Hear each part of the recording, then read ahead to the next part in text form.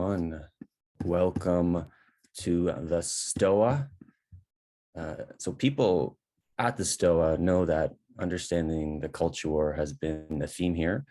And from 2016 onward, I think the collective intensity seems to be ratcheting up.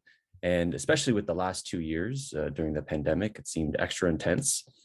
And now that there's a moment where we can focus, or it seems like the culture war is focusing away from COVID, I thought it might be a good time to talk about what happened.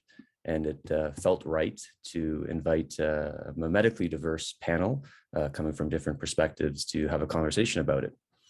And today's session is titled Truth, Trust, and Culture War, because there seems to be something about truth and trust that felt pretty salient and revealing during the last 2 years during the COVID culture war. So that's what we're going to talk about today. And we have 4 people on our panel, and I'll introduce them now.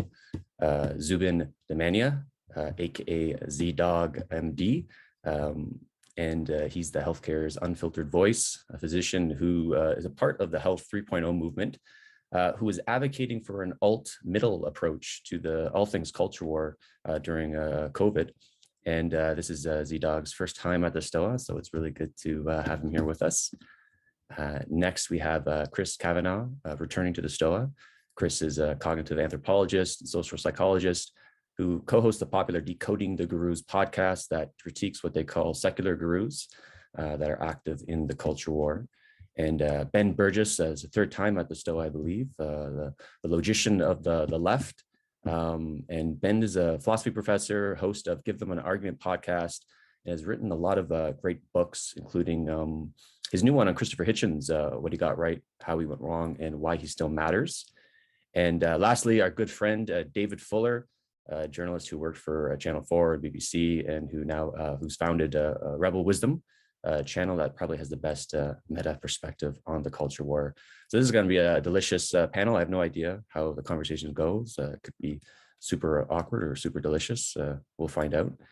And so I'll explain how today's going to work, but if everyone besides the panelists can turn off their camera, that will help the recording just pick up their faces. And the question they are going to be cohering around is this one right here. What did you learn about truth and trust from the last 2 years of witnessing the culture war during our pandemic? And then the order of the panelists will be Zubin first, then Chris, then Ben, then David. So Zubin, after your share for about roughly 5 minutes, and then Zubin just take in Chris, and Chris, Ben, and then Ben, David. And then David will, after his share, just open up the space for about a 45-minute exchange. And then we'll pivot to Q&A for about 30 minutes. So we're here for 90 minutes in total. Pop your question in the chat anytime. I'll call on you. You can ask your question to the panelists. If you don't want to be on YouTube, just indicate that, and I will read your question on your behalf. So that being said, let me give access to everyone. ZDogg, you are up, my friend, and welcome to the Stoa. Oh, you're on mute.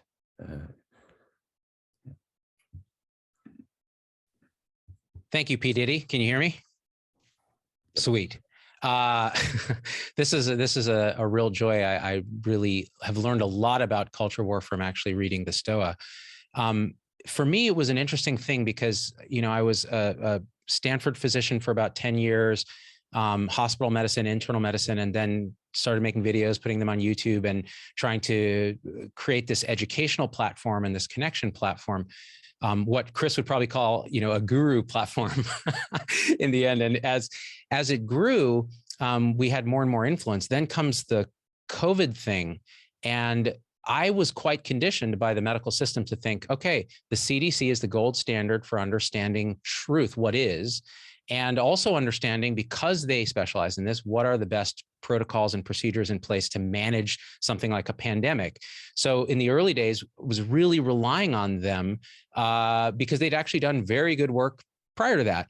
And what shocked me, what I learned during the unfolding of the pandemic is that, wow, this culture war idea, the fragmentation crisis where we don't even know what is, let alone what ought to be, all the things that have been discussed, came to a head. They were accelerated and catalyzed by this global phenomenon that mixed, okay, what's true in terms of science, but then what ought to be true in terms of our values and our policies.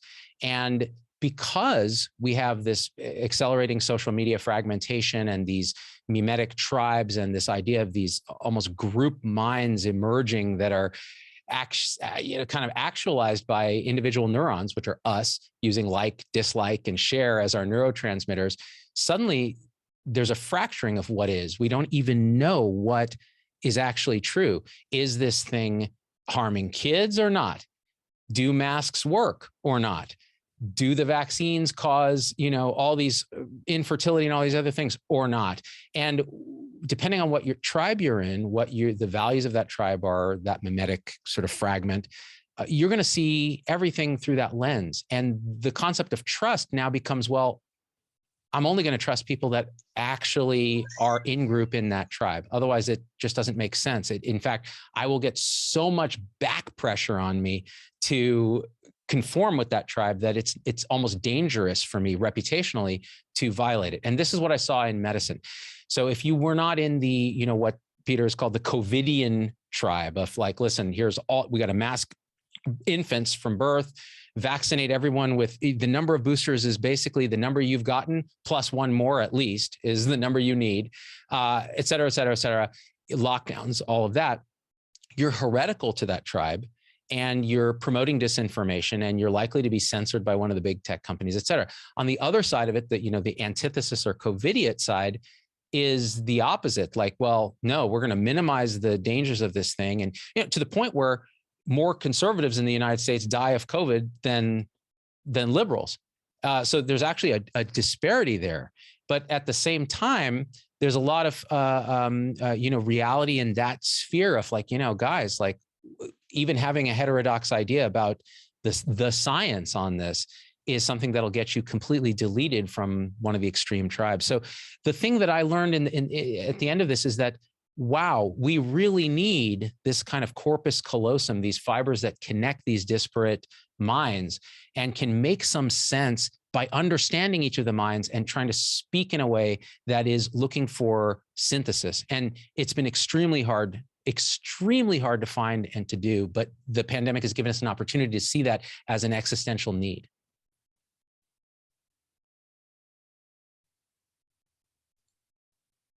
Awesome. Chris, I think you're up next. Okay. Hello, everyone. Good morning, good afternoon, or good evening, as the case may be.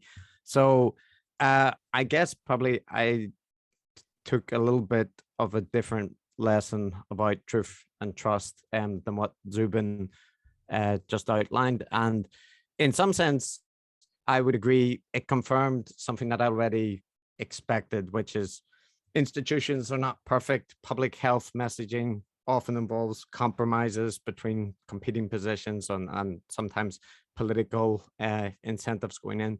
Governments will take various positions on issues. I'm in Japan. There's still nobody allowed in the country except tourist visas are not allowed, but students are now allowed back in. And scientists can have reasonable disagreement about controversial topics and including public health measures. So those things were kind of priced into my equation for how things would be dealt with in a pandemic or some global health crisis. Now, I've never experienced one of them in my lifetime, except for, SARS, and that was obviously very different than now. So there were lots of things that were interesting to see about that, how that played out. But the thing that struck me probably most strongly was how evoking an anti-institutional sentiment or anti-establishment pose was basically a cheat code to attention. And the thing that sort of surprised me a little bit about that is that during a global pandemic, which almost everybody in the reasonable sphere can recognize resulted in over 1 million deaths worldwide and has had very serious effects on people's health in most countries, and that anti-establishment sentiment and partisan politics is so strong that those facts kind of didn't have a massive impact on the ability for people to deny the impact, and actually led to a resurgence of anti-vaccine, anti-public health sentiment. So that was probably a surprise to me. But over the course of the pandemic, I've spent more time looking at what happened in response to previous pandemics and various efforts to do national vaccines or global vaccine efforts. And in all cases, there's been a strong reaction against them. So I guess I probably was naive in anticipating that this would be different. Another point would be that the vaccine and anti-vaccine and conspiracy ecosystems are vibrant and flourishing. I already knew that because I had a personal interest, but I was quite surprised at how they were able to capture more mainstream attention than they had before. That had already started to happen in the kind of Trump era, and with and we could discuss that about the influence of politics on that. But basically, Andrew Wakefield was a figure that was on the fringe and wouldn't be invited on the mainstream news to discuss things. He wouldn't likely appear on Joe Rogan, but Brett Weinstein, Pierre Corey, Robert Malone, and Peter McCulloch, and the entire New Wave all broke through and were given mainstream attention, especially on right-wing media. So I guess my message about truth and trust is that there are very real issues and limitations with mainstream institutions and mainstream media and news sources, but often those issues result in people ignoring huge problems in alternative ecosystems. And I think it's important that we extend like a critical sentiment across all of the ecosystems we include. And I guess the last thing, just before handing over to Ben, is that despite disagreements and emphasis that we might all have on the panel, I think we probably do all agree that it's semi-miraculous that there were effective vaccines produced so quickly, that work extremely well and are extremely safe, and that COVID is more dangerous than the vaccines,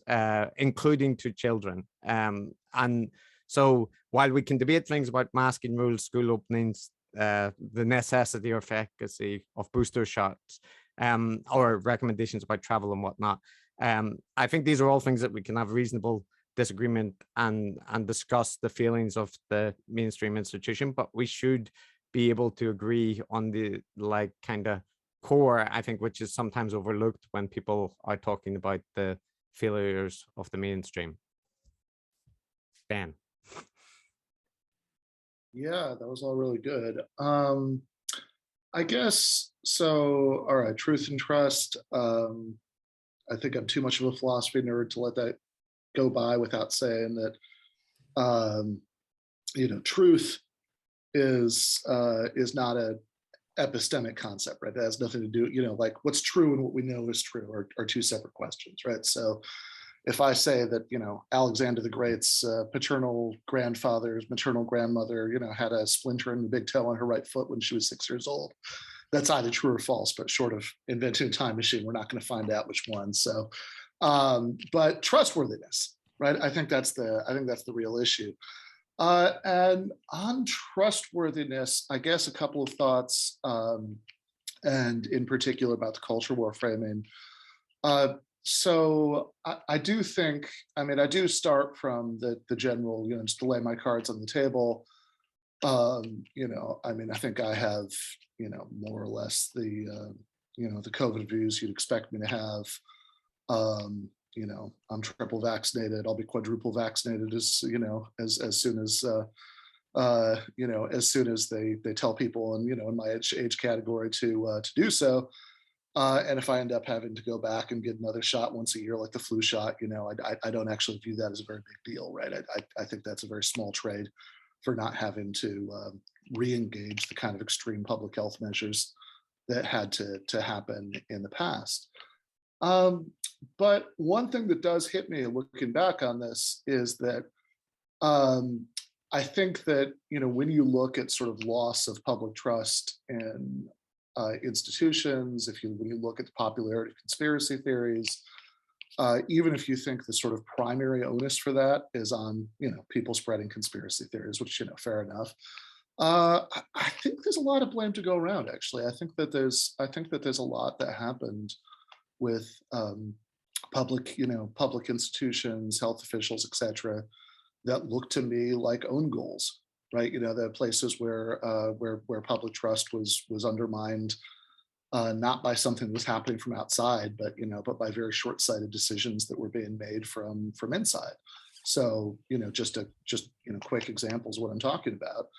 I mean, the one that still stands out to me as obvious is that the initial public health advice to not wear masks, followed up by the 180 on that, which really, I think the more you look at that, I mean, it's not like there was some amazing new scientific discovery that they'd just gotten a bunch of new data in about how effective masks were. In fact, it was more or less admitted that that was a decision to sort of conserve the mask supply, which even if you think that's justified, you know, I think when you do things like that, you know, it's you're just going to lose a certain amount of trust. I think that there are other examples that we can talk about that were, you know, fairly political decisions by at least some public health experts that, you know, that I think also reinforced the problem.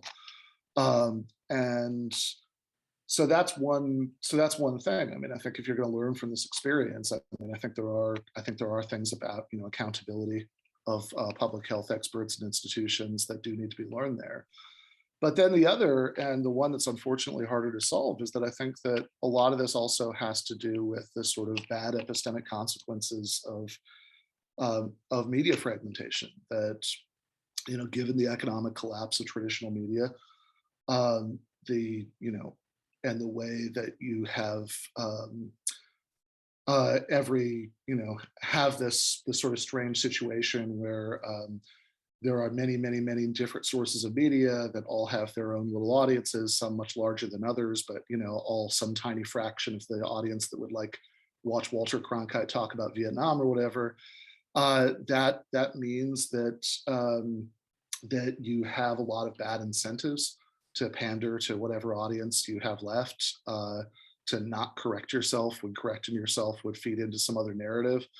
And I think those are generally pretty distributed, right? So, I mean, I think if you look at something like the ivermectin controversy, where on the one hand, it really is true that a lot of what was going around various mainstream, you know, and progressive media spaces about how, you know, it's just for horses and et cetera, is just like factually not true, and importantly not true.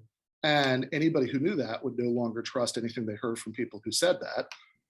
But it was still true that there was never any serious evidence that it was actually helpful with COVID.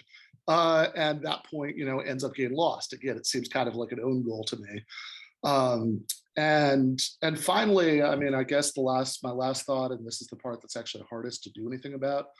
I don't have a lot of brilliant solutions in my back pocket here. Is just that I think the fact that if anything should be just a technocratic sort of public health issue that like has nothing to do with politics, it should be what you do to, you know, what the guidance is for what you should do to protect yourself, you know, during a pandemic. Whether you should wear a mask, whether you should get a vaccine, et cetera. And the fact that all this stuff just got sucked into the culture war in this really remarkable way, right? Like, and I remain, I guess it's unknowable, but my strong suspicion is that if Donald Trump had come out very hard, very early on for super strict policies that everybody had to be masked all times, we should have really strict lockdowns, et cetera, then there would be millions of people who are currently adamant anti-maskers who would be wearing their MAGA masks everywhere. And there would probably be more liberal anti-maskers also. And so I think that that's a depressing symptom of a much larger and more sort of general phenomena, which is that we live in a world where, from my perspective, a lot of the most important political issues, ones about, for example, the distribution of wealth and economic power, are sort of off the map, right? They're not really considered, but everything else, right? From the pettiest imaginable cultural issues about, Disney announcing that they're going to recast the lead in some movie to what should be sort of neutral technocratic issues about public health. Everything else immediately becomes political, and we end up getting polarized in what I think are very unhelpful ways. Polarization can be good if it depended on the results, but I think we end up getting a very unhelpful form of polarization, which is a depressing place to land at the end of this, because I think it's sort of easy to diagnose the problem and very hard to cure it. Awesome. Yeah, some really great contributions already. For me, I mean, I guess we are focusing mainly on COVID and the effects of the pandemic. And for me, as a lot of people have said already, it was sort of an accelerator and a catalyst of what was already there. This sense of kind of fragmentation that predated it. And then I remember there was this kind of sense, maybe at the beginning of the pandemic, that, oh, this might bring us together. This might be the end of I think it lasted about 2 minutes, but there was a sense that maybe something like this might kind of transcend the party political differences. And it was absolutely fascinating, particularly to watch from the UK, because I've become increasingly aware of the difference in the media landscape. We're all kind of exposed to the American culture war landscape because of social media. I think that's been a kind of unexpected consequence of the kind of globalization of the conversation through social media, is how much, certainly in the UK, we kind of always used to see ourselves as slightly above the culture war dynamic. We kind of looked at you guys pulling yourselves apart over things like abortion and thought, this is crazy, look at them. But actually now we're very much in it. Like the trans conversation is just as heated over in the UK. I think it's got a slightly different characteristic. But I do think that we never had a political conversation around masks, for example. It never got quite as polarized as it did in the States. And I feel that's partly because we've got a slightly healthier media culture. We've got the BBC, which acts as a kind of sheet anchor in the middle. That means that it's not all corporate. It's not everyone following the kind of lowest common denominator of feeding their base. But that kind of sense of fragmentation, like every single topic you can imagine gets pulled into this division that is perfectly calculated to create as close as 50-50 splits as possible around any particular topic. And that's kind of the kind of generator function of polarization. I think for everyone who was really paying attention, became really, really clear during the pandemic. You just saw just so clearly the kind of dynamics that were playing out, and this sense of fragmentation that many of you have already talked about just became completely clear. And so we all know about the kind of epistemic bubbles, the filter bubbles. Something I've coined in the past is the idea of the uncanny valley between the mainstream and the alternative.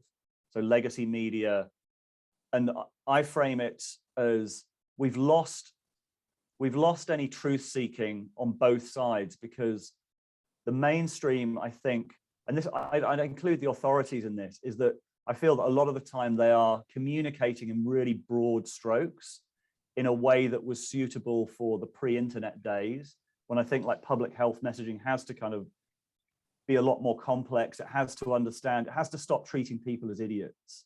And I think a lot of people were reacting to the sense that they were being told, like they weren't, there was sort of broad brush, low resolution messages that were being conveyed. And then a lot of the analysis that was then finding traction was people finding holes in those messages. And so I think a lot of for me, like conspiracy theory tends to thrive in the gaps left by the mainstream narratives. And so there's a sort of talking down to people that I think fed a lot of the conspiracy narratives. And this uncanny valley means that because the mainstream legacy won't platform certain figures, you don't get the interrogation of truth that you do so you get this kind of thriving of some extreme people, like you mentioned kind of Robert Malone, Peter McCullough, they've never been interviewed. They've never appeared with anyone who's qualified to challenge their perspective. Famously, Brett Weinstein, I had a bit of a run-in with last summer, and he also refused to dialogue. And they don't need to. Like, it used to be able to kind of empty chair someone and be able to, and that used to mean something. Like, you'd say this person wasn't available. The legacy media would say this person was asked for an interview and they said no, and that would be a kind of a meaningful thing. Now we don't have that. And so we've got an alternative that doesn't interrogate truth because their incentive structure is just to get people on and agree with them, and a mainstream that is quite narrow in who it will interrogate. And so you've got this failing truth-seeking system on both sides. I think that really became clear during, and particularly with these figures, because I see it all the time on Twitter where people are saying, oh, well, Robert Malone and McCarthy, they'll debate anyone, just people. That's not true. Like, they won't. I know for a fact they've been offered behind the scenes to appear with certain people to have that debate, and they won't do it, and yet they're not being called out for it. So the one last thing I'll say is I've tried to, in my coverage of the pandemic on Rebel Wisdom, try and kind of bring in the idea of what is responsible heterodoxy, because I feel like if we're not making a place for responsible heterodoxy and challenging things that I think need to be challenged, like masking kids or school closures and some of the other kind of extreme reactions, if that is effectively demonized in the same way as some of the more extreme conspiratorial claims is demonized, then you end up pushing people towards those more extreme conspiratorial claims. So I think the idea of responsible heterodoxy, of challenging, and I'll say, I think Zubin has done a fantastic job with that during the pandemic. And I know I'd be interested maybe to open it up just after I finish to Zubin, maybe to talk about, because I know that you went on a bit of a journey over the pandemic of being quite kind of virulently anti-vaxxers because of experiences that you'd had, to kind of learning to communicate in a different way and maybe validating some of that responsible heterodoxy. And I know that Chris may disagree with you over what is responsible heterodoxy or not. So that might be a fruitful place to begin. And then, yeah, Ben, I've heard your position a little bit. It sounds a little bit closer to Chris's than to Zubin. So yeah, let's open it up. But I think the idea of responsible heterodoxy for me is maybe a place to start. Yeah, thanks, David. For me, before this thing started, I was very much in the almost militant pro-science camp. People who were against childhood vaccines, to me, were basically morally bankrupt in a way. And I saw it through a palette of moral taste buds. This is care versus harm. This is fairness versus cheating when it comes to childhood vaccines. Even maybe some, authority versus subversion component of that. And it was very much baked into my training. It was baked into a lot of the stuff that I was doing in the communication space. And what I found during the pandemic is it really woke me up to this idea that, actually, what I have been doing here is preaching to the choir, rallying a tribe that already agrees, growing it very strong, getting all the validation on social media from that group because they loved that I was there being militant about this stuff. The pandemic comes and I'm still in that mindset. I'm very much, if the CDC says it, then it's probably correct. Because I know people at CDC, I know these scientists, I know these doctors, I've worked with a lot of them. And then what I started to realize is that and this was a journey, like you said, and I can't really encapsulate it easily, but I started really waking up to this idea that, hey, actually really good people with different moral taste buds see the world slightly differently.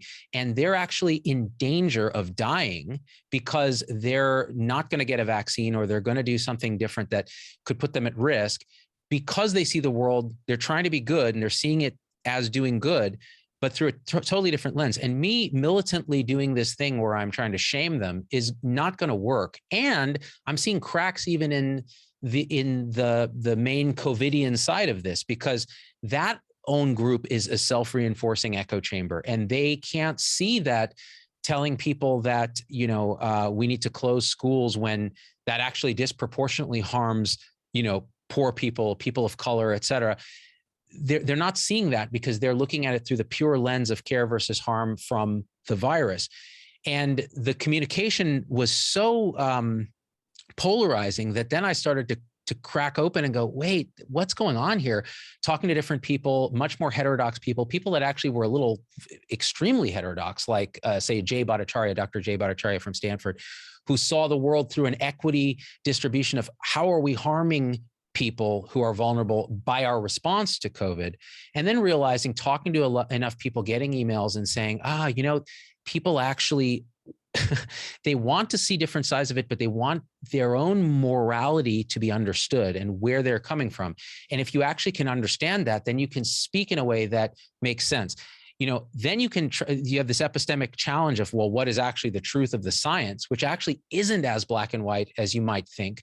Especially on masking and things like that, because it's actually very difficult to study. People will say, oh, it's a parachute. You don't study a parachute, it just works. But with cloth masking, with Omicron, we're seeing, well, that's actually not true, because Omicron defeats cloth masking. So what other masks does it defeat in public settings where people are using them incorrectly, et cetera? So for me, it was this journey to trying to say, okay, how do we communicate in a way that actually respects how humans actually are, especially in this fragmented sort of information ecology that we currently have. And it's been an ongoing journey and a challenge. And I get it wrong more often than I get it right, probably. David, shall I offer some thoughts about responsible heterodoxy? Yeah. So I think the things which, some examples that Ben and you and Zubin have laid out about, the statements made about masking early in the pandemic and various reversals or a lack of nuance in public health messaging.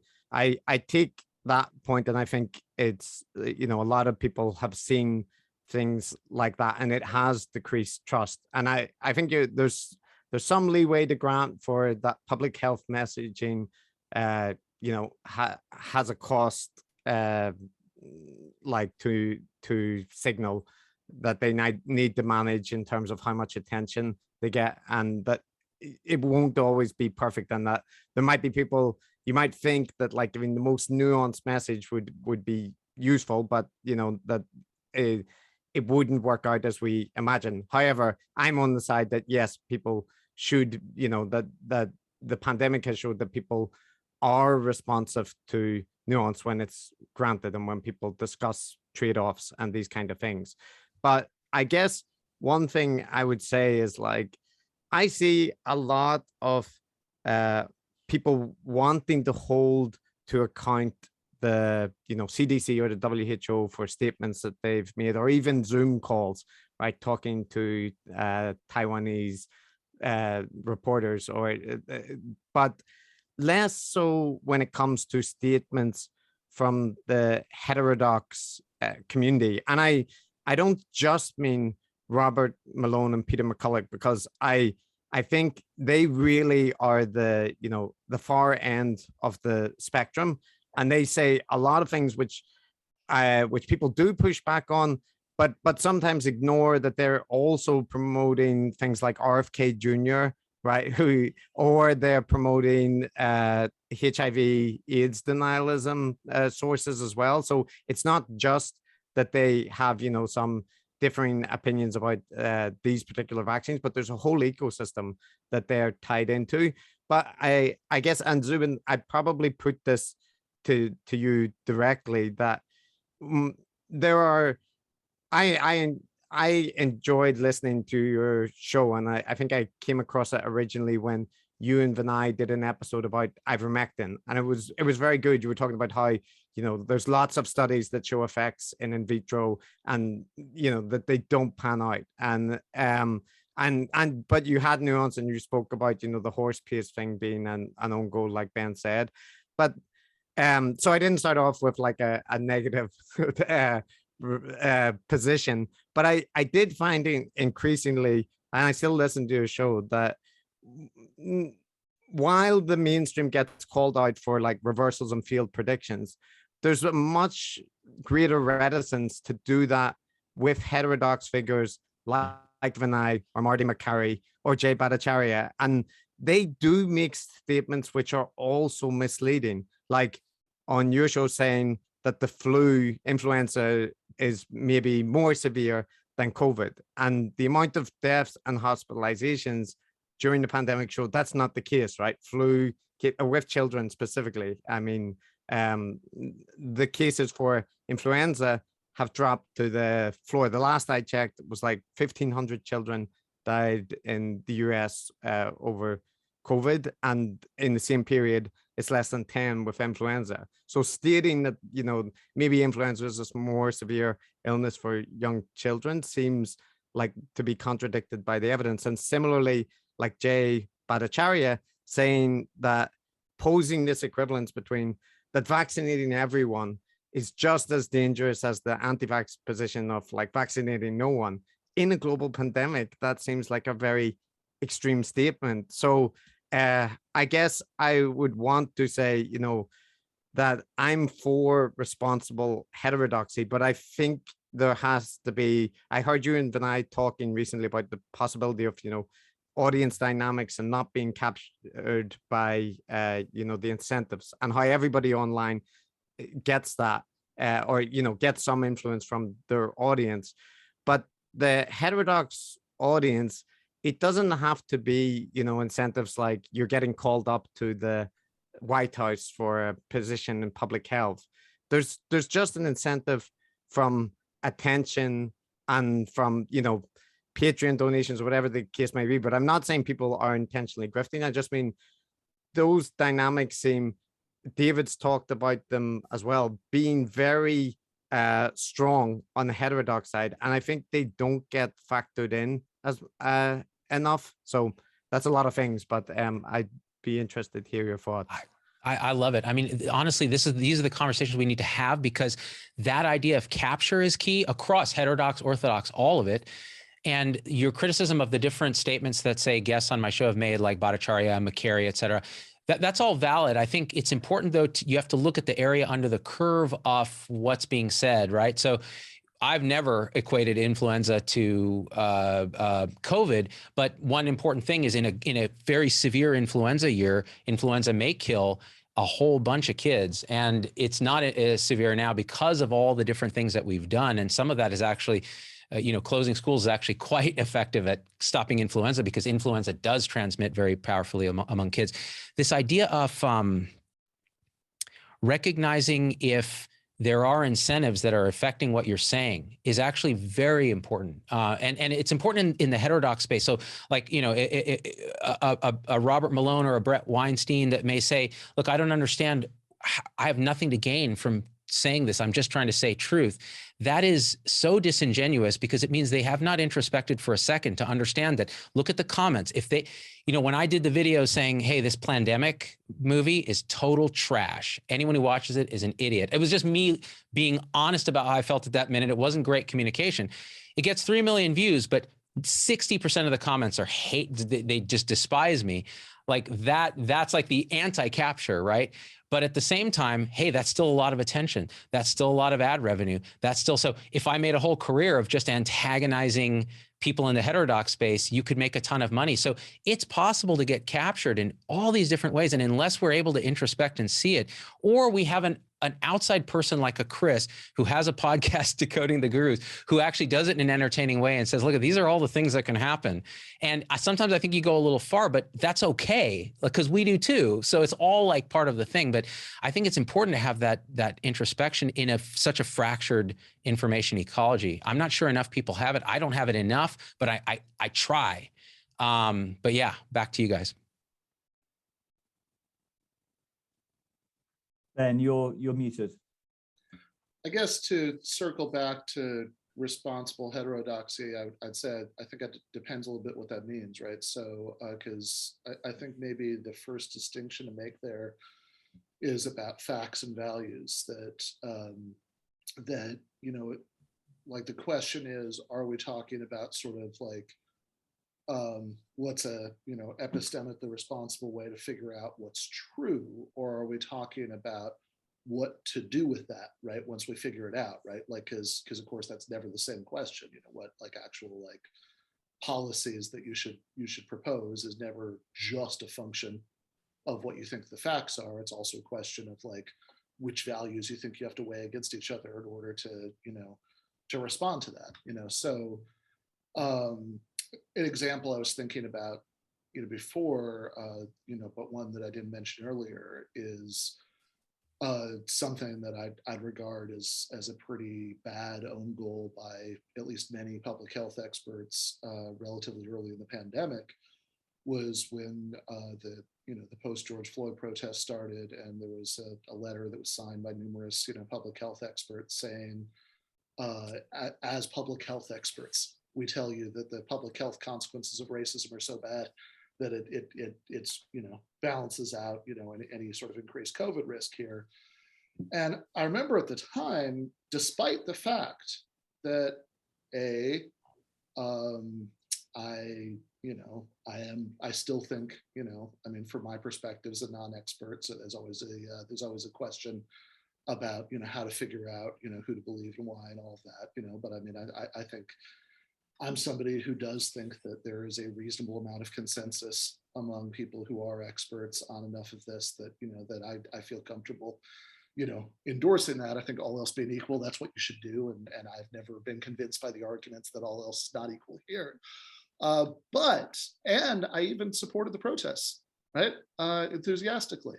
And I would have had no problem with, with a letter from a bunch of public health experts saying, hey,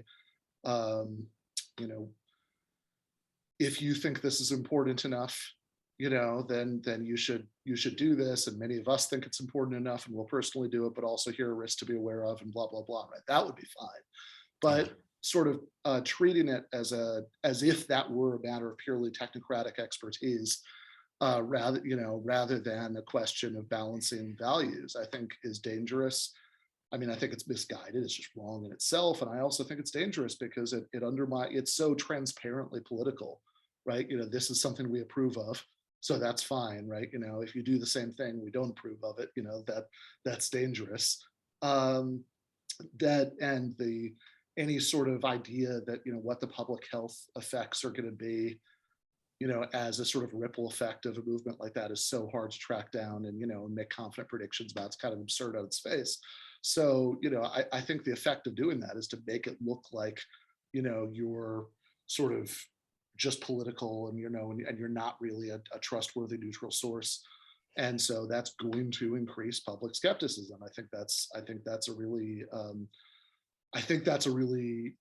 bad move. And I do want to say, something that, Chris said a few minutes ago that is definitely right, is that we shouldn't exaggerate the extent to which saying like properly nuanced and accurate things is going to like convince everybody, right? Clearly not, that's, that would be too much to hope for. But I guess I do still worry about the idea that you're losing even people that you don't have to lose by saying things that, because of the lack of nuance, people who are paying attention can tell, no, wait a second, that's not quite right, is it? Right? You happen to know, you happen to have just the right piece of information, so you know that what you're being told isn't right. And I guess, okay, so even though my position is that I think there's much more room for, responsible heterodoxy, if you want to call it that, or just like reasonable disagreement on value questions than fact questions about COVID, on questions about, okay, given that we know that this is the risk, right?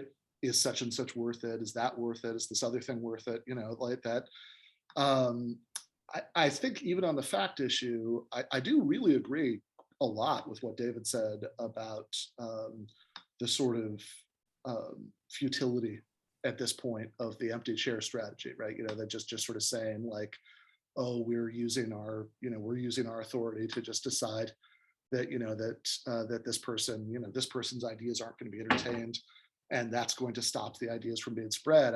I just think like at this point, how's that going, right? Like that's just not an effective strategy. I think maybe at one time it was, but I don't think it is a particularly effective strategy right now. I think that the effect of it, and I also have similar worries about like online censorship, that if somebody thinks they're out to suppress the truth and they say so, and their tweet is deleted and their account is banned, that does tend to offer some superficial plausibility to their entirely inaccurate view. which I don't find helpful. And I think the idea that that's going to mean that people just aren't going to be exposed to the conspiracy theories in the first place, and therefore won't believe them. I just think at this point, whatever you want to say about that as a matter of principle is a pragmatic issue. It's just a losing strategy. So I do think, I mean, I have personally made the decision not to, really, as far as at all possible, debate conspiracy theorists about the medical details, but not because I don't think somebody should, just because I don't think I'm particularly well equipped to. Right? I think that my knowledge of the details is too superficial. And so the only thing I can really do is sort of have a meta argument about how you should figure out who to trust. But I think that the sort of no platforming strategy has kind of been a failure. And people who really are public health experts, I mean, as unpleasant as the task might be, I think that there really is a case, for spending a lot more time getting into it with these people about the details. And if indeed some of prominent conspiracy theorists have refused invitations to do so, then I think that the better strategy would be to play that up as much as possible, to sort of, at least shift the narrative and say that, hey, they're the ones who are unwilling to expose their ideas to scrutiny, et cetera, which I think has the potential to be useful in a way that just sort of ignoring the views and hoping they go away at this point really doesn't. Could I just offer one quick thought before we get off the topic of values, in case it becomes irrelevant? It probably won't, but the point you make, Ben, about that not just the choices that are made in public health, but that it's not just technocratic, in that a lot of it will depend on values and what you emphasize, personal freedom versus public health or these kind of trade-offs. Those are always very real, and I think have to be factored into discussions. But I also think a lot of the research about anti-vaccine communities and conspiracy theories show that it isn't that people that they're missing access to more nuanced information that would persuade them of otherwise, right? It's that they actually have a very different epistemic and value system, which includes things like fundamental distrust of authorities, right? And I'm not saying that authorities can do nothing that can help promote that distrust, but that looking at it from the point of view of, well, if we had given nuanced information, that we would have seen like a very different response. I don't think so, because I think that a lot of people's priors were already set before whatever Fauci statement they saw on Twitter. And I also would want to emphasize that a lot of the conversations that I see, they seem to neglect the things like, we have, worldwide, it's been really impressive how many billions of people are vaccinated now. But in the US, where you and Ben and Zubin live, I think, it's like, what, 67% of the population that are vaccinated, a little bit higher, 70 over 70s, yeah. Mm-hmm. Right. But there's a free vaccine available, right, in the middle of a pandemic, and it's a very safe vaccine. And when you talk about like children, the vaccination rate is very low, right? As even with the emergency use authorization. So whenever I see the discussion, it sometimes seems like people are talking as if vaccination is incredibly high. Children are getting vaccinated everywhere. There's mandates instituted, and it's been forced, and that's not the situation in the vast majority of countries. And I kind of worry that sometimes the emphasis is on a situation which doesn't actually exist, where there is no community where there's a very strong like anti-vaccine sentiment, or there's no general resistance to policies or a lack of vaccination. And I kind of think that if you're taking those facts into account, like that, it means the emphasis, say, focusing 20 articles on childhood myocarditis, the cost benefit there to me seems to be something that is also worth considering or engaging with. That, you know, the message that that's giving out is that there's a very serious health issue with the vaccines. And then you have the kind of more conspiracy fringe, and I know, Zubin, I've seen you be very annoyed about this, that implies that doctors don't care about patients. They just care about making money from getting COVID cases. And they'll even classify gunshot wounds as COVID cases, right? And painting the whole medical institution in that light. So I kind of worry sometimes that by focusing on the nuance, that the big picture, where there's actually a lot of agreement between mainstream heterodox, mainstream people who are more, you know, pro-establishment or whatever way you want to position it, and that gets lost in kind of pandering to the fringes, which are a lot more extreme, and that actually people don't agree en masse with their point, that there is a lot more convergence around, you know, like the general benefits to vaccination for the vast majority of people. And yeah, I'm curious what anybody else in the panel thinks, or if that's just my emphasis because, you know, I spend a lot of time looking at conspiracy communities and the fringes, and they seem to have a lot more influence than is given credit. Just really quickly, I looked it up. It's I think you're both right that 66% of people are fully vaccinated in the United States. It's like 77 who've had at least one dose. That's right. So actually what Chris is bringing up is actually very relevant, which is if we're in the heterodox space, let's say we're challenging an orthodox idea that, you know, every single child should get vaccinated with 2 doses, 3 doses with the booster. And you're saying, well, but wait, there is this potential side effect of myocarditis in a small number of cases, and they do get hospitalized, but they generally get better. To speak of that in a nuanced way and say, yeah, so maybe if a kid got naturally infected, maybe they only need 1 dose. Maybe if they're a boy, they can get away with 1 dose.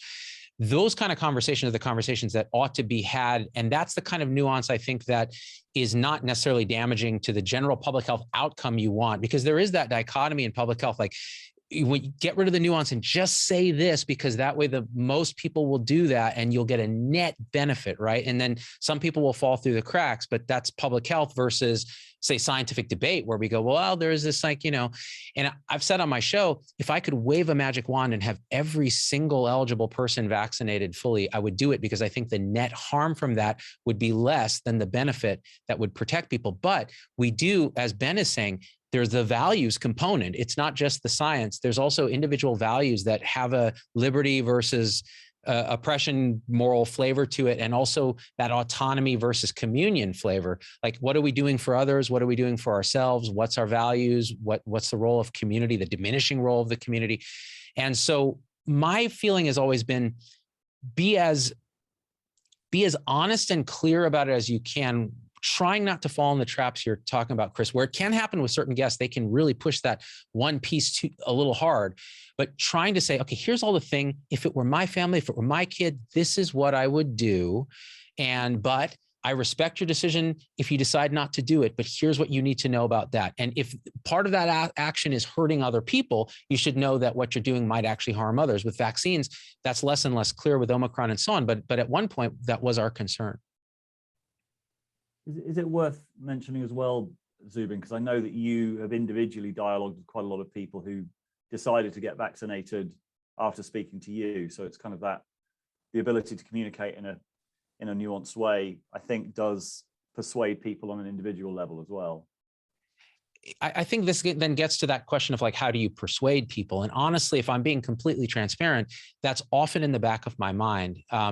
That's my capture, is like, I kind of have a sense of what the net good is. So how do I persuade people without, but while respecting their stance? And with us, what we found is there are a lot of people who were on the fence about vaccines who say, well, we were persuaded because you weren't an absolutist, but you did say quite clearly, well, if it were your family, you would do this, but you also pointed out the downsides without really completely harping on them. But sometimes I'll lose some of those people if I go very hard on a McCullough or a Malone, because I want to go hard on them, because some of the things they're saying are so obviously out in the conspiracy, right? You just off, and nobody's holding them accountable in that way. You know, you'll see it on Twitter and stuff, but again, nobody's doing a direct debate with them because they won't do it. So, you know, it becomes a little complicated. I've got a something that might work as a pushback, and I'd be interested to hear what Ben. I've heard you talk about you know, being in general of like platforming and free speech, and I think David, you made the argument that people aren't. If the mainstream just tries to like close down and not address Malone or McCulloch, it can very much feed the thing that these are, you know, brave truth tellers being suppressed by the mainstream. And I will say that, you know, obviously our podcast, for example, spent multiple hours on them, and I know that you, David, have produced article, also Zubin as well. You did a response to Malone and McCulloch and David's article. So I think all of us are not people that are ignoring their output. But I think of the example of, you know, Peter Duisberg and the HIV/AIDS denialism, which you could present as like a heterodox hypothesis. It was a scientific suggestion, right? And it was on the fringe. But that and that is another case, by the way, Ben, where Joe platformed him like back before he had such a massive audience. But you know, a similar thing that didn't come up that much, I think, in the current debate. But in any case, Peter Duisberg and other people who have questioned the heterodox or the around heterodox is the wrong word, the orthodox around HIV and AIDS, that went on when it became influential in the South African government, when a minister became interested in that, public health minister. And then I believe antiretroviral drugs were at one point kind of stopped. And it's calculated that it resulted in like a huge amount of actual harm and deaths, right? And I think in the same respect, things like Holocaust denial, it's a heterodox position, but there are very few people arguing that we need to have these people in the debate in order to, you know, on the mainstream. So I wonder, in these cases where there seems to be like potential for serious harm, and also or positions which are now considered, you know, so fringe that like we shouldn't be platforming a 50-50 per, given the impression that like the Holocaust revisionism side and the mainstream are, you know, different opposite sides of an ongoing debate.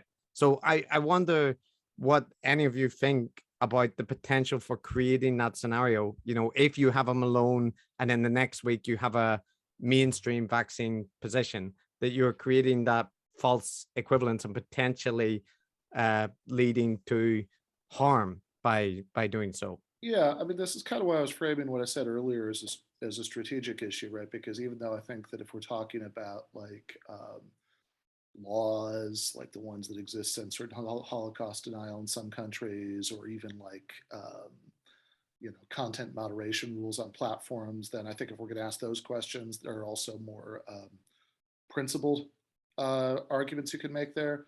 But putting aside the principled arguments for a moment and just focusing on it as a strategic issue, like I did earlier, I think, you know, I don't think it's controversial that some of these views can cause great harm, or at least not controversial in this panel. I think the question is, what's the realistic way of trying to minimize that that harm, right? And so I would say that one thing to think about there is just like, sure, if you know, if right now Holocaust denial is incredibly marginal, is there like a real, you know, fortunately, is there a reasonable strategic argument for not like shining a spotlight on it by engaging with it? I'd say yeah. But if Holocaust denial, or to make the analogy more complete, you know, some degree of Holocaust denial, right? You know, people saying, you know, well, I'm not denying that there were anybody who was killed, but, you know, I think that the establishment has really exaggerated this, you know, like if some degree of Holocaust denial were as popular as some degree of COVID conspiracism is in the United States right now, then I think that would be I think that would be a misguided strategy, just kind of trying to ignore it and sort of hope that just not giving it the legitimacy of engaging with it, you know, will make it go away. I think that if you had, say, you know, I don't know, you know, what the you know, the numbers would have to be, but you know, but I mean, if there was like a large percentage of the public who took that seriously, then I think at a certain point, you know, you actually would have to engage with people who, you know, with people who thought that. And I mean, I think this goes for both the, you know, I mean, on both ends of the fact value distinction. Like, I wouldn't, you know, I probably wouldn't do a debate with somebody right now who thought that we should re-legalize slavery. But I'm glad that Abraham Lincoln debated Douglas. You know, I don't think it would have been wise of him to, you know, to pass on the opportunity to do so. So I think Ben and Chris, this feels to me like a question of what's responsible orthodoxy, right? Like, what is the mainstream response? The Duisburg question is a fascinating one because I was there at Berkeley when he was a professor, and of course he's tenured, so he doesn't get canceled for proposing a very heterodox position. And at the time, there were compelling pieces in his argument early on that, oh, this is something that we should actually, the orthodoxy should answer and explore. If HIV doesn't fulfill Koch's postulates as a causative agent in AIDS, then let's explain that. And so I think that's important. Say, okay, let's answer the question. Then what often happens, and I think Chris can probably understand this better as he studies this, is something happens in that heterodox mind that proposed this thing. There's an egoic identification with the proposal. There's going down this thing where it solidifies, you build walls. And I think a good example of that might be people, the ivermectin crowd. So you start with a proposal, hey, this is some interesting early observational data. And then everything starts getting identified with this position. Like, oh, wait, no, I have this special knowledge now that could solve the pandemic. And I'm getting people listening to me saying, oh, I took ivermectin and I'm cured. And the next thing you know, that person's thing is getting bigger and bigger and bigger. And now the delusion is self-manifesting and self-reinforcing. And now it becomes very hard to battle. So when it gets to the Ben threshold of like, okay, now it's no longer just a little, you know, Holocaust denial light. It's like something big.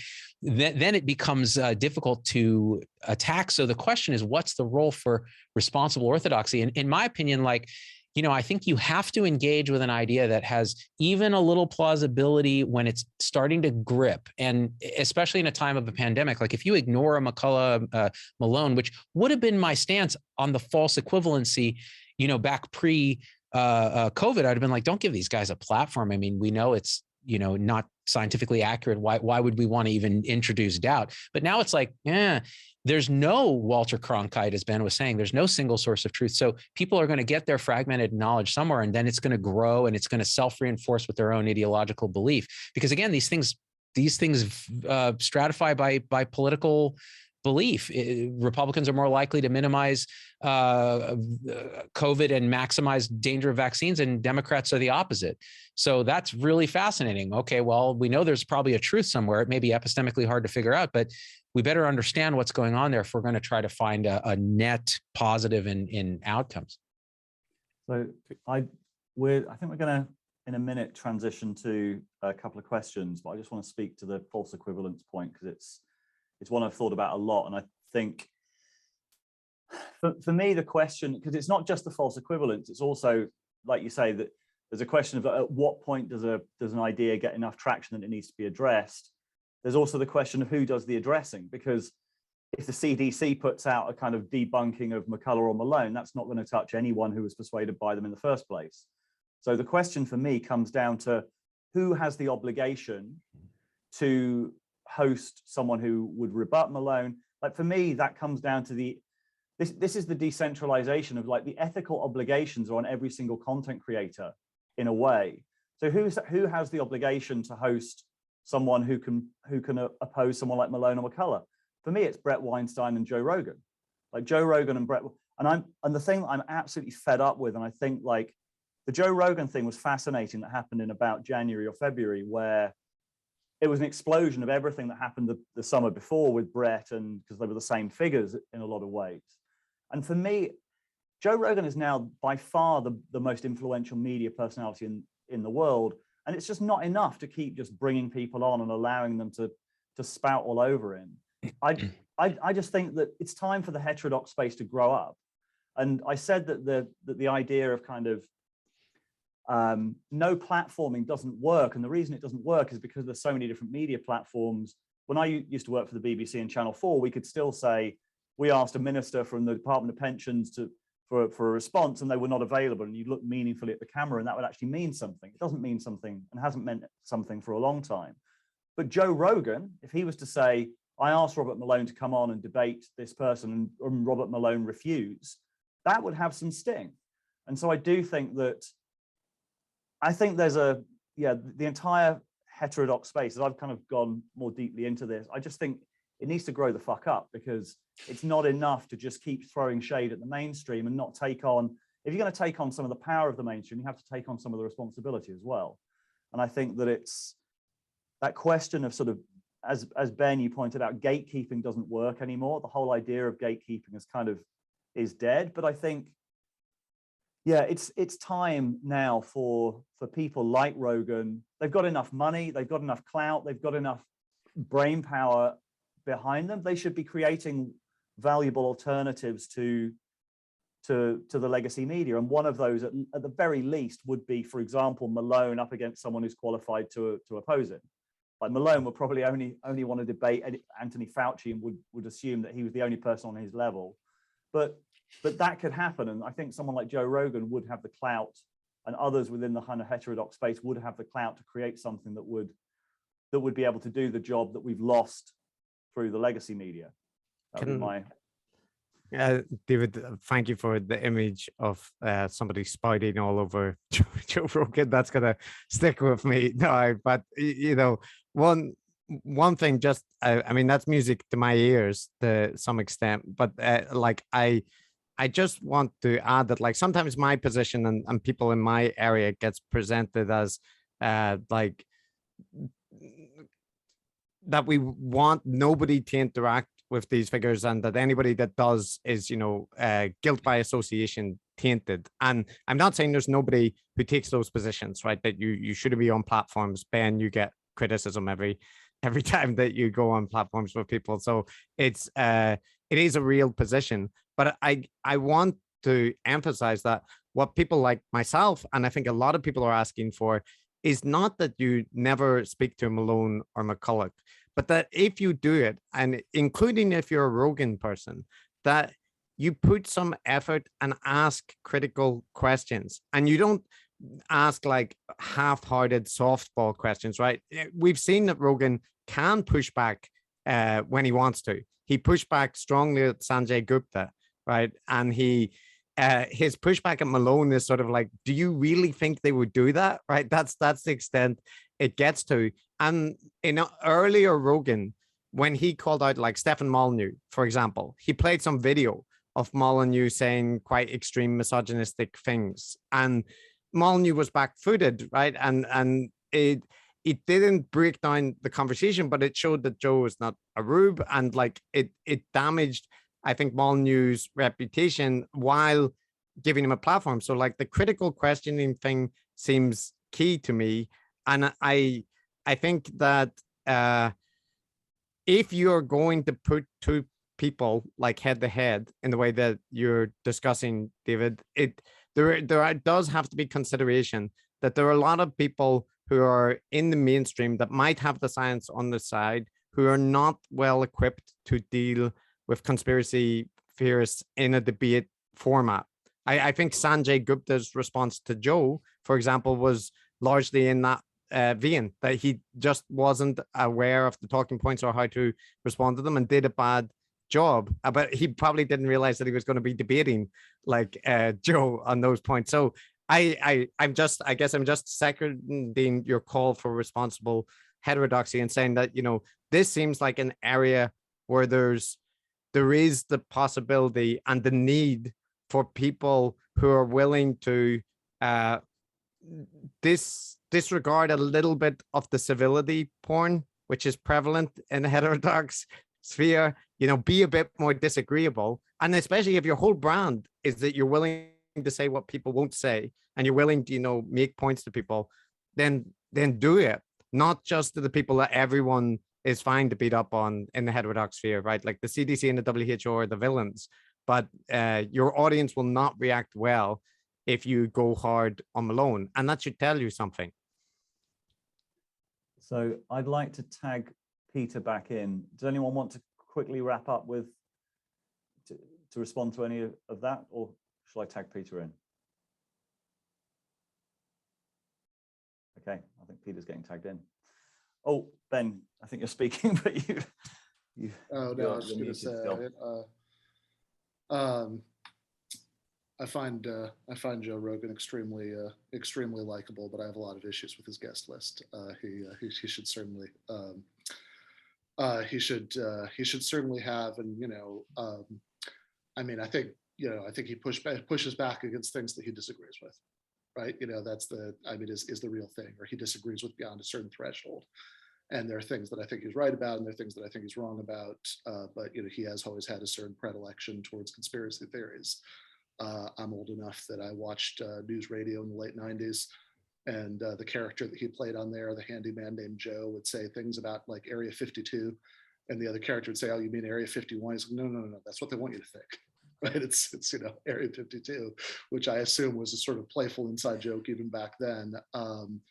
So I think that even if he does do things like, he is willing to be a little disagreeable with, Molyneux or, Dave Rubin or Candace Owens, people he has, I think, usefully pushed back on at various points, right? He's not going to push back against on this stuff because I don't think these are issues where his instincts are as good. That said, I do think that he has, I know, brought up to some legitimate experts with what I would regard as largely correct views about all of this stuff, the idea that they should do debates with some of these people and have them say no, which, again, I don't think any individual necessarily has a moral obligation to, but I do think it's a problem that more people with that expertise are unwilling to, for all the reasons we've been talking about. Awesome. So I'm going to jump back in.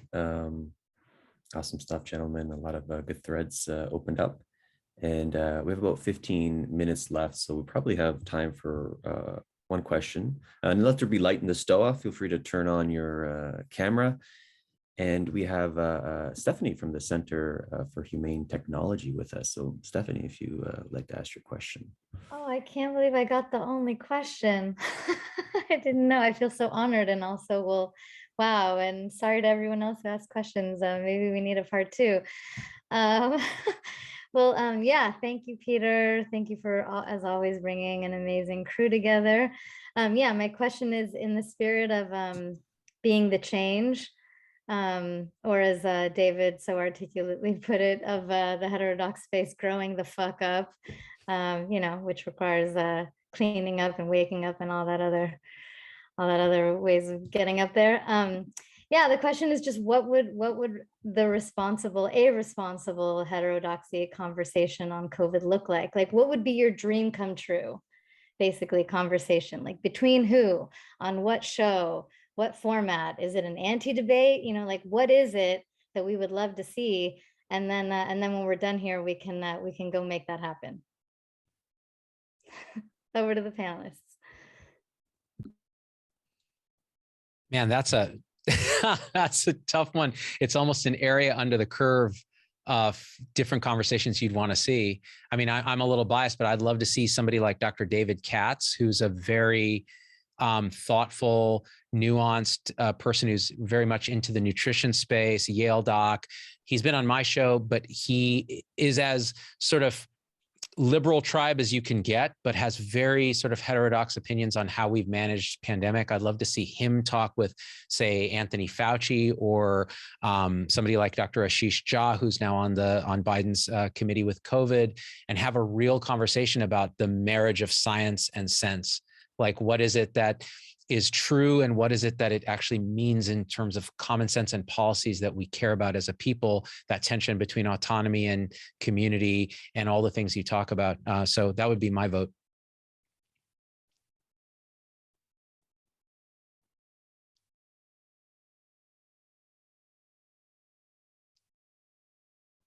If anyone wants to respond, feel free to just jump in. I was just going to say, yeah, go for it, Chris. Go, David. No, I was just going to say, Stephanie, you mentioned anti-debate. So anti-debate and kind of dialogos is something we talk about a lot, of conversations that can take us somewhere new and can be entered into in a sense of kind of exploration.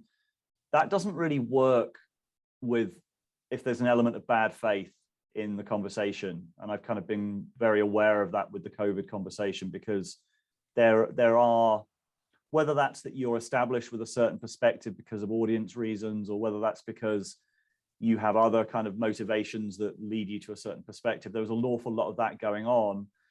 And honestly, my experience was that there was a psychological attractor, kind of quite dark psychological attractors for some of the places that were staked out in the kind of landscape. And those seem to be the primary alignment rather than the actual substance, because the substance would change all the time. There was a kind of psychological alignment around anything that the mainstream says is wrong. And it went from vaccines to ivermectin to, like, you could predict what someone was going to say based on their pre-existing alliances. And that was, that was really, I'd be interested to see whether there's anyone who's put together a kind of psychological mapping of different argument spaces and different positions in the kind of mimetic landscape, because it's definitely a factor that, which is another thing I've talked about quite a bit, is that this idea of kind of the ad hominem, we have to bring in the hominem in some way, like in some conscious way, because we're operating through platforms that are weaponizing our psychological flaws against us. It's never been more important to bring in the psychological dimension. And yet, for a lot of people, like, ad hominem or anything that is not sort of strictly on the factual is ruled off limits, which means that you can't really have a conversation about the full spectrum of what's going on.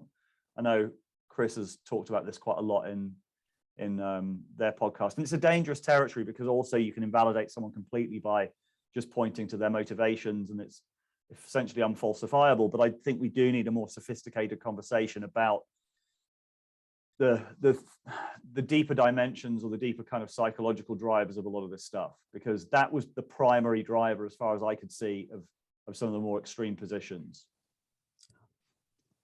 Yeah, and I think it's a difficult question to answer, because there's so many topics and so many things, like how to have what kind of discussion you'd like to see about geopolitics or so on. And I'm an academic, so I have like my very niche interests as well. So I probably don't have as good an answer as Zubin or anyone else, but I would say that and this is not just pandering because he's here, but I think I would like, on the issue of like COVID, to see a kind of conversation between somebody like Zubin, who occupies what I would regard as the more reasonable heterodox position, and a critic like say someone Jonathan Howard from Science-Based Medicine, who's been quite harshly critical about Vinay and Zubin. But I think that in a conversation that there would be a clear a larger part of this of agreement. And I think it would be valuable, like I kind of intimated earlier, to highlight the parts where there is a lot of overlap, and where the fringe positions are fringe within heterodox and orthodox spheres. That would be some conversations that I think that could be valuable to see. So that's just one example I would like.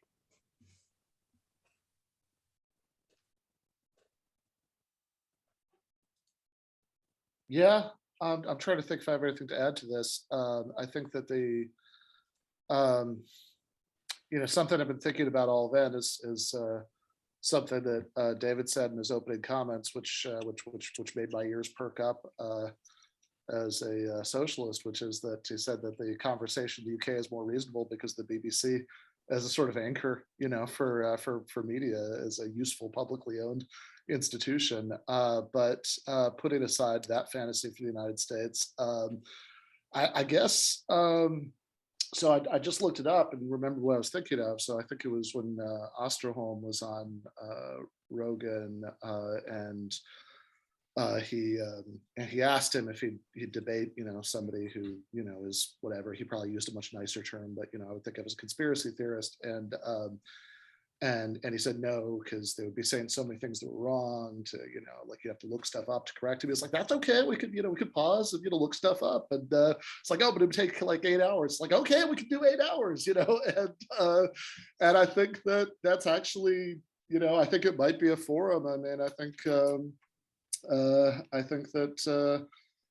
I think somebody like Ostrom should take him up on that, and then as David said, I mean, if anybody would be in a position to sort of shame somebody into appearing in that, it would be Joe Rogan. And even with his instincts on that issue not being great from my perspective, I think I think the idea of hosting something, might appeal to clearly does appeal to him. He brought up the idea, so I guess my ideal debate would be an 8-hour one on JRE.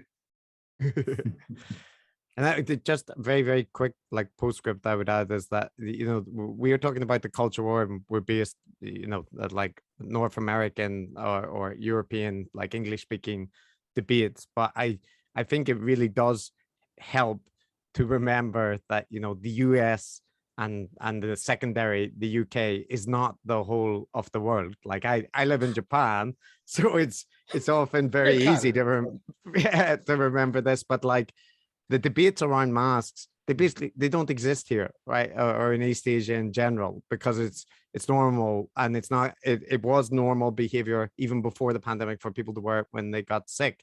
People around me are still masked, and people might regard that as a negative thing, but I just want to highlight that it's we sometimes in the culture war, people talk as if that's all there is, right? The US, the UK, and maybe other parts of Europe, but there's a big world out there, and the opinions and public health advice and stuff differs. Like Japan's public health advice has differed from the start of the pandemic. So yeah, just that, keeping the kind of our myopic perspectives in view is probably good advice, like whatever the topic.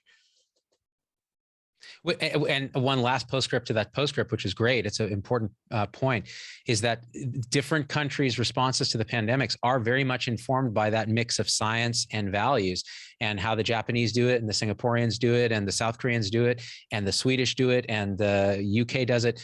It may be quite different than how the US does it. And I think finding afterwards, I think it'd be great to do some kind of postmortem with as much data as we can and go, okay, so of these different value systems, which seem to fare the best ultimately? And it's a tough question to answer scientifically, but we should at least try.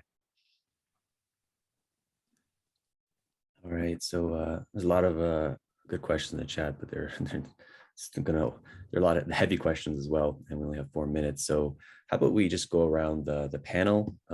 Any parting thoughts or words you'd like to leave us with? And then this might be too much of an ask, but was there any like one personal lesson you took away from the culture war? And just popcorn style, whoever would like to go first. I guess I'll go, since I started and I tend to ramble, so I'll keep it short. I think the biggest lesson that I got out of the whole thing was that, oh, wow, everybody is coming from a place pretty much where they're trying to do the right thing, and they have their own value system, their own moral matrix, all of that. And, everything Jonathan Haidt has written about it is correct. Everything you've written about the different tribes and all that is correct. And I think it's important to then come from this place of love, which requires what Stephanie had mentioned, right? It's waking up, cleaning up, growing up, showing up, all those things, the sort of Wilberian kind of ethos. We need to do that introspectively for ourselves, and then we need to encourage it as a society, which will then bring that balance of autonomy and community back into something that's more feasible. And that's something that has become much more clear to me during the pandemic, when I started very militant in one way, and now I think I'm starting to evolve a little bit in a way where it has really changed how I think and how I communicate. I don't have a very insightful thought, so I'll just piggyback on Zubin's to say that I think the thing that he emphasized about recognizing that most people are just, they're doing what they think is right, and that they are trying to do the right thing for their kids or for themselves and so on. It's generally right to assume that people's motives are not, that they're nefarious villains, even the people that are strongly promoting and profiting off, like COVID conspiracies or that kind of thing. But so recognizing, people's humanity, I think is really important, and that it can be lost when people get into their, tribal subsets. But at the same time, like sometimes love is harsh, and the best thing that you can sometimes do to people that you respect is to be brutally honest with them about things. So I guess I'm just adding a footnote to say, like, I'm all for love, but I want to keep the the brutal truth and the right to be disagreeable as not something that should be seen as off limit or impolite. Great. Ben, do you want to go next, or? Sure.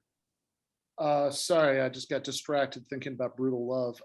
So let me try. I guess I think that, to the greatest extent possible, I think that, there's a balance to be struck between sort of, I think that there are contexts in which obviously disagreeability is very much merited. Like I don't disagree with that at all. But I guess I think the distinction that would maybe matter the most to me there would be sort of between people who are, hardcore ideologues who are not probably personally going to be shaken from their position. So if you're talking to them, you're really trying to talk to people who are listening to them, and people who are just, ordinary people who are trying to figure out what's true, oftentimes with very faulty, sort of personal metrics for figuring out what's true. And I think that, with people in that second category, which is the vast majority of people who might think things about this I disagree with. I mean, I think the more you sort of let this become a culture war issue, the harder it's going to be, right? I wouldn't recommend calling people COVIDiots, for example, right? That's that I think that the more that the more that you can sort of seem like a reasonable and approachable person, who also maybe has some stuff to say, yeah, that's why I don't really buy this. I think that, I do think there's a consensus of medical experts, whatever, like I think that you're probably, you're probably better off, right? So, I mean, I tend, I think of the late Michael Brooks's comment about being kind to people and ruthless with systems and kind to people, and I think that I think there's a lot that could be said about this that sort of goes beyond the topic of this panel, thinking about, for example, the fact that a statistically significant percentage of unvaccinated people in the United States list as one of their reasons that they're worried about getting time off work if they have side effects, which is something that I think can get lost if we spend all of our time thinking about the sort of hardest core conspiracy theorists. But yeah, I think that there are degrees of brutality and the lack thereof that love can be combined with. And I think with your like brother-in-law who doesn't wear a mask in places where you would, and might have some like dubious ideas about how to figure out what's true, I would recommend a relatively low degree. So yeah, just something that Ben said sparked a thought in me, which is another piece that I think leads to a sense of the compassion that Zubin was maybe talking about, is how much do people genuinely choose their own information diet, and how much is it the environment they grow up in, how much is it sort of like, because the image on the kind of the vaccine skeptical side is that, oh, it's just all of the kind of consensus sheep people who are taking the vaccine, and we're the free thinkers who don't. It's like, well, then why are you all clustered together in groups of people who aren't taking the vaccine? Like everyone is influenced by their environment, and how much personal agency do people have over that? Like I think a certain amount of compassion, realizing like we don't necessarily choose our information environment, we don't necessarily choose who we trust, and if some of those trusted sources go south under the impact of the fragmentation of the pandemic, then I think a little bit of compassion that this is something that not everyone is choosing, not everyone has absolute agency over, I think helps frame that as well. So to answer the question about what happens, I really like the idea that we should have some kind of process of reviewing, like what were the stress fractures, what were the problems that this pandemic showed up, how could we come up with better truth-seeking mechanisms? If this was a kind of near-death experience for many different aspects of the information ecology, is there a way of strengthening it in a more mature way? That kind of process, I think, would go a long way to finding the gold in what was a really kind of difficult experience for a lot of people. All right, so we'll close here. Zubin, Chris, Ben, David, thank you so much for coming to Stoa. Everyone, thank you for coming out today. And those watching or here, if you want to check out more events at the Stoa, we have such philosophical, serious events like Hate is the New Sex and Pussy Magic coming up. So you can enjoy that.